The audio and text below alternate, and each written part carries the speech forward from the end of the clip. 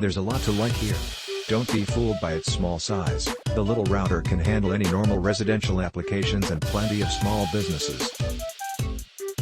While this is only a wired router, it pairs perfectly with most PO Wi-Fi access points. It is also way better at routing than your rental router or your big box buy. Here's the really good news for those who fear setting up a MikroTik. MikroTik has made a standard configuration, WAN port 1, other ports bridged, a single click once you log into it the first time either using their WAN. I assume it's the same for the alternative webpage GUI, but I haven't tried it. The only thing this default configuration does not do is enable PO output on port 5, which is easy to do from the interface tab.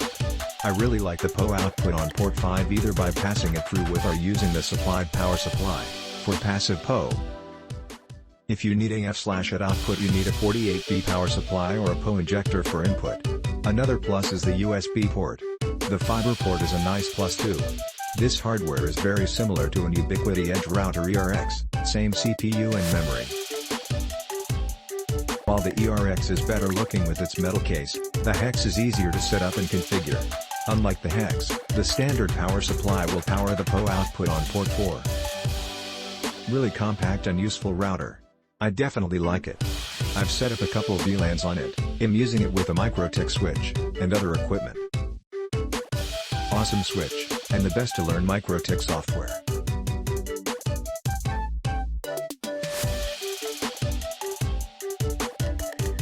I purchased this after upgrading my 75 megabits per second Comcast service to 1 gigabit per second.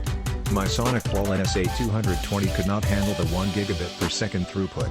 Was getting around 250 megabits per second max with the SonicWall. So I went on a venture to find a cheap solution.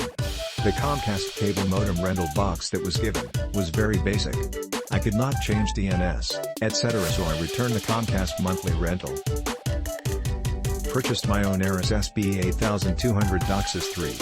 1 cable modem, and this MikroTik gigabit router. Worked like a charm. I now have gigabit speeds, and no longer paying Comcast monthly rental fees to service my Comcast modem. I suspect I will recoup all my cost in 1.5 years. PROS, cheaper than a SonicWall TZ500, MSRP $1.200, did I mention how inexpensive? LOL, getting gigabit speeds with basic setup, a few NATs and DDNS setup, small footprint size. Fast boot times. Has a quick setup for very basic setup, for non-IT people. Built-in DDNS-like service, for dynamic public IPs, that have a need to check security cameras, NAS boxes, servers, VPN. Eliminating the need for DINs. Org, no IP. Org etc. reminds me of Synology Quicket Service, etc. 5-port gigabit switch. I used port 1 as Comcast WAN input, and the remaining 4 as LAN. I did all my config and management via web browser at 192, 168, 88, 1. IE. I did not download and use the Winbox config software. CONS, Interface OS is not as polished as Sonic OS, but works. But I am biased. Not as many interfaces as a SonicWall TZ500. Interface OS requires IT knowledge. Basic end user, like my mom, wife, kids, grandparents, etc. would never be able to figure it out. I, as an enterprise-certified SonicWall systems engineer, had to watch YouTube videos on how to create hairpin destination NATs, etc.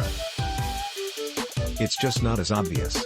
Or you have to get to know where to find things, and how their OS works, but it's manageable, once you get to know their layout and methods. The power adapter is a basic barrel plug-in to the MikroTik router. Power cable has fallen out a few times, while moving the router around. It is fine if left untouched. Just wish they would have added some type of quick-release power connection, as the majority of these devices do. Nice little router and quick setup for basic features. You can use a fiber SFP for internet-only service if your ISP doesn't offer TV and phone over the same fiber. If you have a NONT, then you can't plug the fiber directly into the router. Click link in description for more reviews.